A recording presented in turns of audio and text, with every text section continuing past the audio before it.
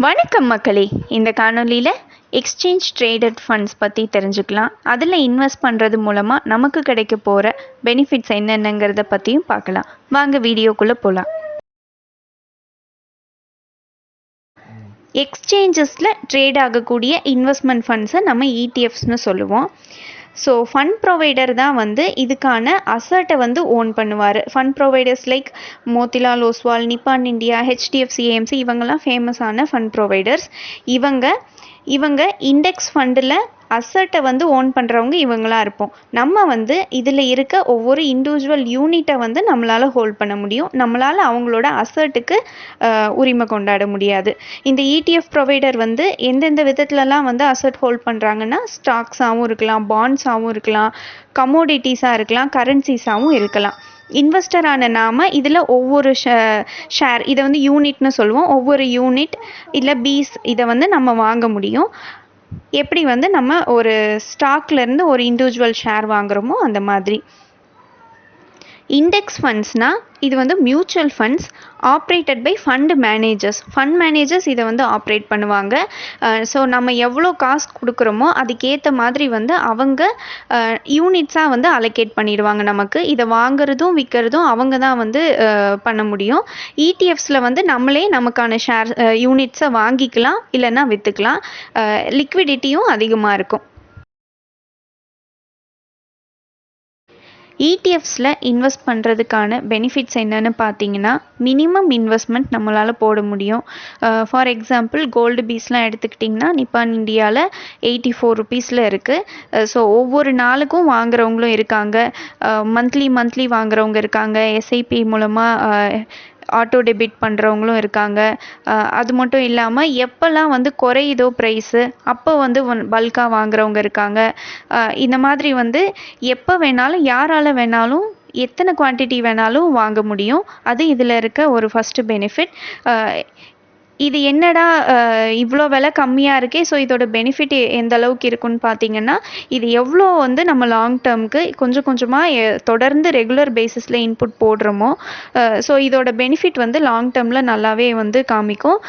For example வந்து கிட்ஸோட எஜுகேஷனுக்குன்னு சொல்லிட்டு இத்தனை இயர்ஸ்க்கு அப்புறமா எடுக்கணும், காசு இவ்வளோ தேவைப்படும்னு நினைக்கிறவங்க, இல்லைன்னா வந்து ஒரு வீடு கட்டுறவோ ஒரு மேரேஜுக்கோ இதுக்கெல்லாம் வந்து லோனை விருப்பப்படாதவங்க இந்த மாதிரி சின்னதாக இருக்கும் போது ஒவ்வொரு குவான்டிட்டின்னு கூட வாங்கி சேர்த்து வச்சுக்கிட்டா லாங் டேர்மில் அவங்களால கரெக்டாக பிளான் பண்ணி இன்வெஸ்ட் பண்ணாங்கன்னா அவங்களால பெரிய அமௌண்ட்டை எடுக்க முடியும், ப்ராஃபிட்டாகவே எடுக்க முடியும்.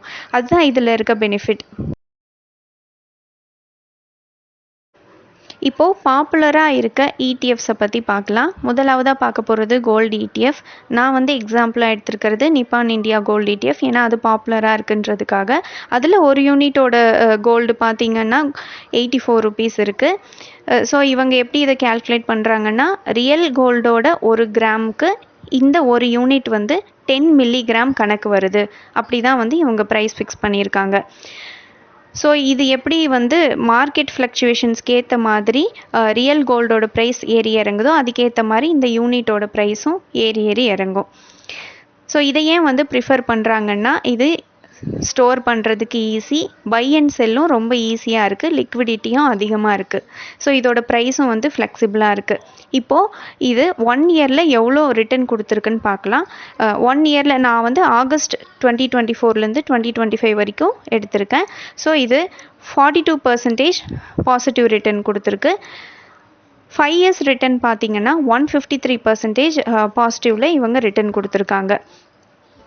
இப்போது நிப்பான் இந்தியா கோல்டு இடிஎஃபோட மார்க்கெட் கேப் ஒரு 10 crore இருக்குன்னு எக்ஸாம்பிளுக்கு வச்சுக்குவோம். அந்த 10 crore வந்து அவங்க அதுக்கு சமமான வேல்யூ இருக்க கோல்டு பார்ஸை வந்து அவங்க ஹோல்ட் பண்ணுவாங்க.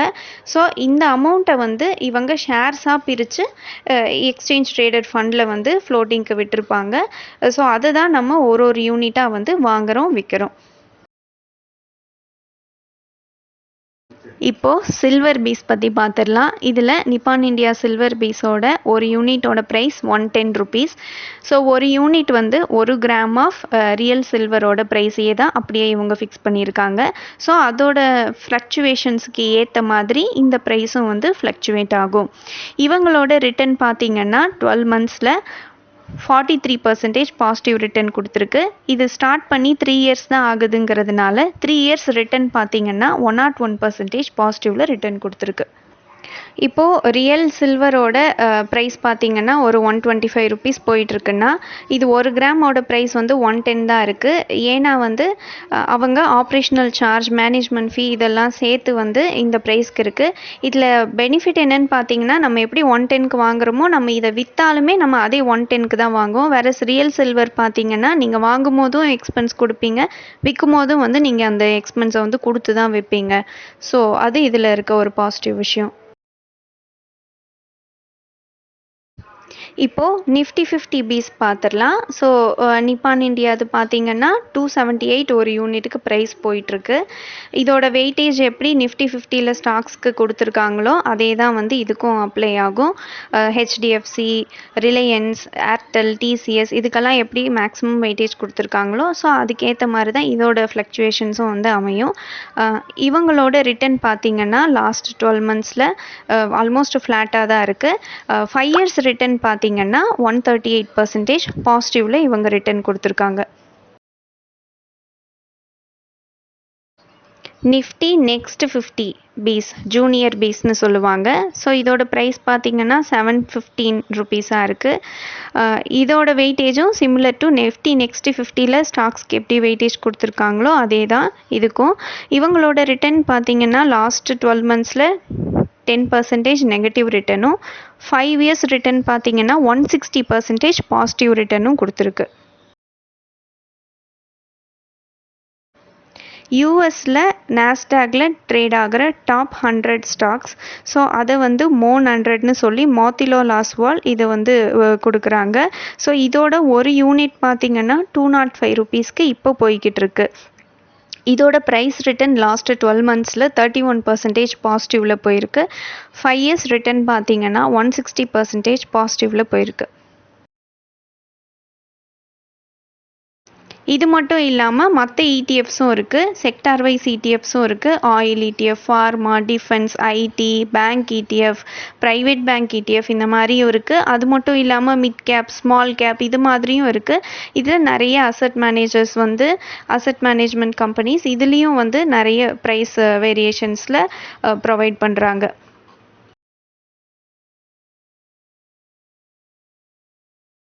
இந்த காணொலி உங்களுக்கு பயனுள்ளதாக அமைஞ்சிருந்தா இந்த சேனலுக்கு சப்ஸ்கிரைப் பண்ணுங்கள். இந்த வீடியோ பிடிச்சிருந்தா லைக் பண்ணுங்கள், உங்கள் ஃப்ரெண்ட்ஸோட ஷேர் பண்ணிக்கோங்க. நன்றி மக்களே.